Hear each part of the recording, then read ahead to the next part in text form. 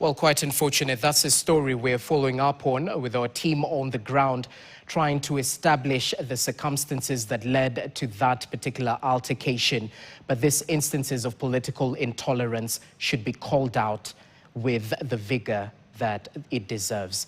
Still in Ol Kalou right now, and candidates eyeing the Ol Kalou parliamentary seat today made their final submissions as the official campaign period came to an end, with each hoping to convince voters to vote for them during the 16th July by-election.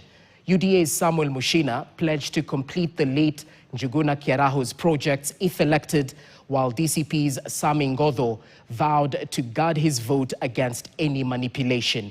People's Renaissance Movement and the Jubilee candidate took their door-to-door campaigns deep inside the villages. Our political affairs reporter Alan Ochanda with the final submissions by the candidates. The Ol Kalou by-election campaigns have, over the last few weeks, witnessed high-stakes politics, culminating in today's final submissions by the candidates. The ruling UDA party held several stopovers, selling their candidate Samuel Mushina. Huyu jamaa wenu Mushina, nimekaa na yeye siku chache, lakini nimekasoma. Mimi ndafunze ukarabati. Mnajua ukarabati? Mimi siendangi bunge. Ataenda bunge na hao wengine hao. Akina Kiunjuri na hao wengine. Lakini mimi nimetangaza, nimesema kitu ya kwanza tukimwipisha, mimi nitarudi Ol Kalou kufanyia kwanza watu wa bodaboda bottom up. Elsewhere, the DCP brigade, who have throughout the campaign period locked horns with the UDA, also had their final submissions, hoping to convince the undecided voters.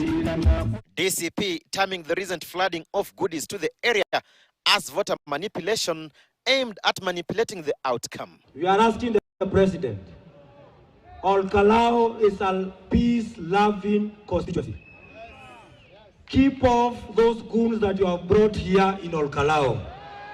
The people of Ol Kalou have made their choice on who will be their MP.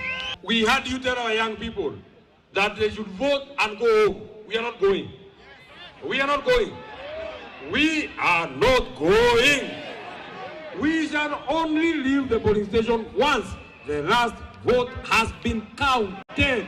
Timothy Kariuki of the People's Renaissance Movement ventured inside villages with a clarion call for the electorate not to fall prey to voter manipulation. Wewe unapewa gas cylinder, unaambia wewe pika hizo ahadi zenye tulikupatia.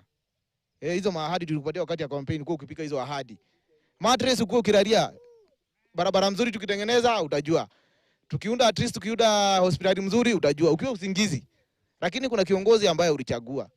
Hiyo kitu kingine na wanasema manifesto should be a legal binding document. Siasa ya Timothy ndio peke yake Kenya mzima hujasikia iko na mvurutano, ati damu imemwagika. Akiingia kwa bunge hana damu.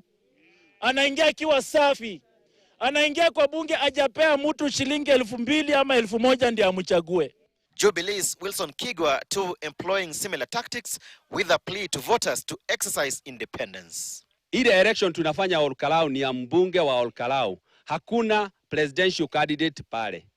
Nyinyi mchague mbunge wenu bila kuhimizwa ama kupewa pesa ama kuambiwa mchagulie mtu mwingine.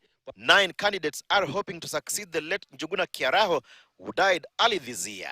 With the various candidates for the position of Ol Kalou Member of Parliament making their final submissions on the last day of the campaigns, their clarion call to the electorate is to maintain peace and make an independent decision at the ballot on Thursday. Alan Ochanda, KTN in Ol Kalou, Nyandarua County. On a similar note, violence and claims of voter